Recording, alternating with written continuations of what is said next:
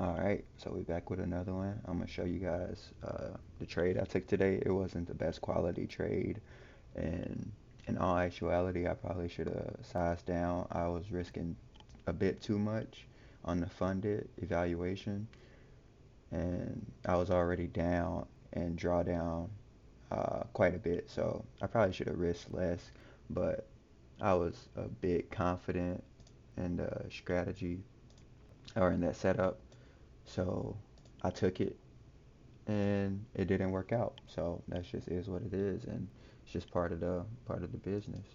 So I can get rid of this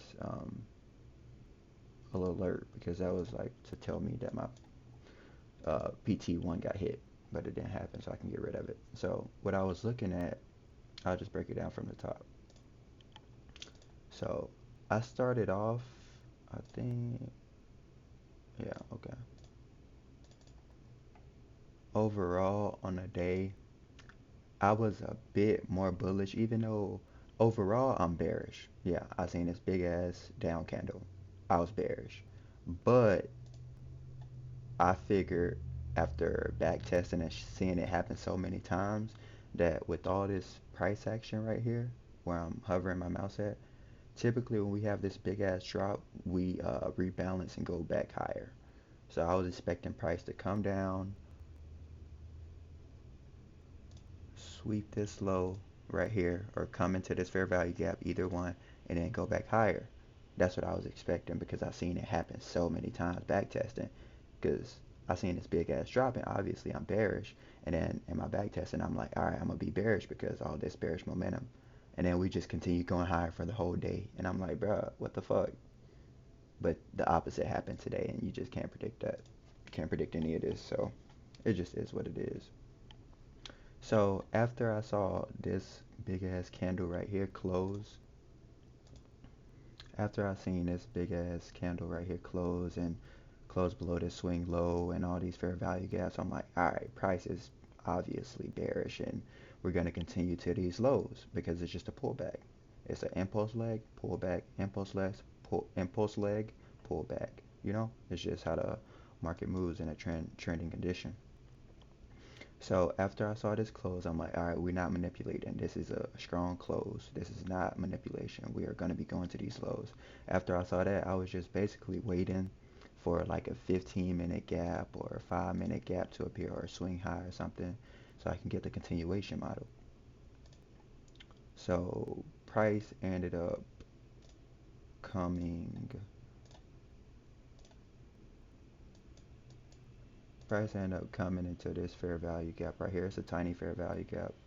Not this one right here, because I was looking at that one, but it wasn't a sweep.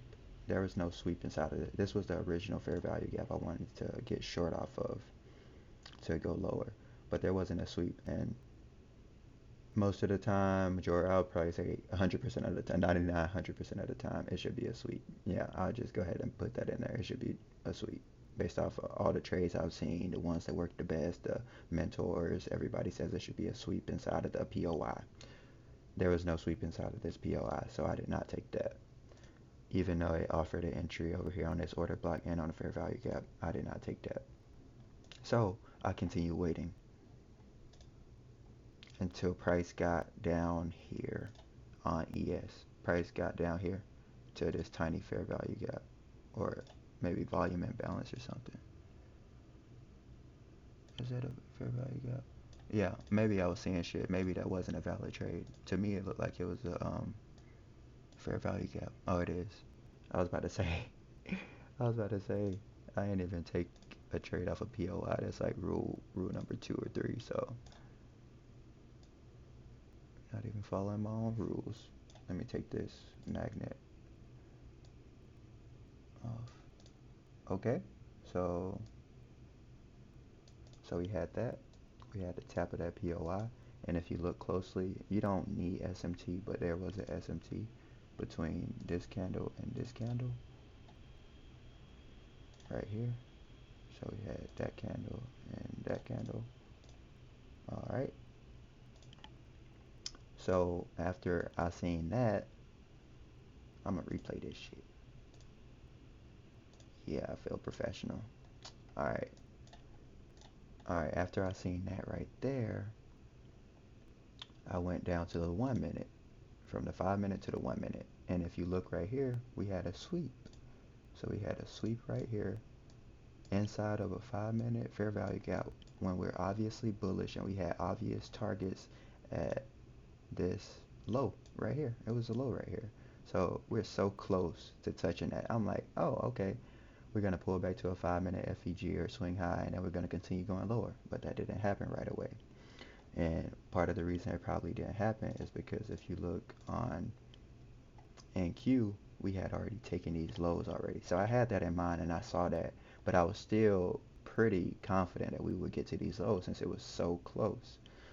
And it didn't happen. What did happen was we came up, hit the fair value gap, swept that high, and if you look, we came back to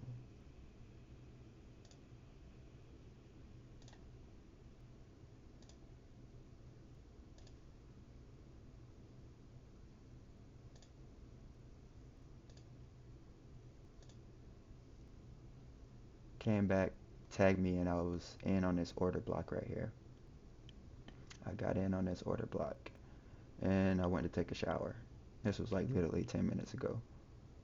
Went to take a shower, was looking, I was like, oh, I'm gonna get stopped out, and I was like trying to, you know, tell myself all the psychology tricks and shit. Like, it's just a fee. It's just part of doing business. Even though like I'm nervous about getting stopped out, it's just gonna happen sometimes. And this wasn't the highest quality trade. This was probably like a B minus because price was already overextended for the day. The bulk of the range has probably been hit already. Most of the range for the day on the daily candle has probably been hit and will most likely consolidate or retrace and rebalance price. And I knew that, but I was so confident that we were so close.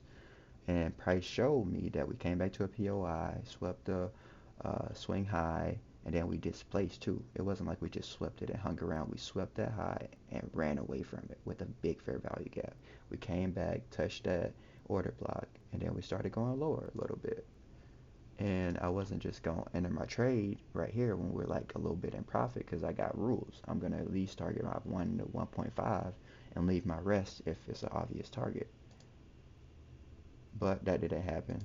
And price came and stopped me out eventually.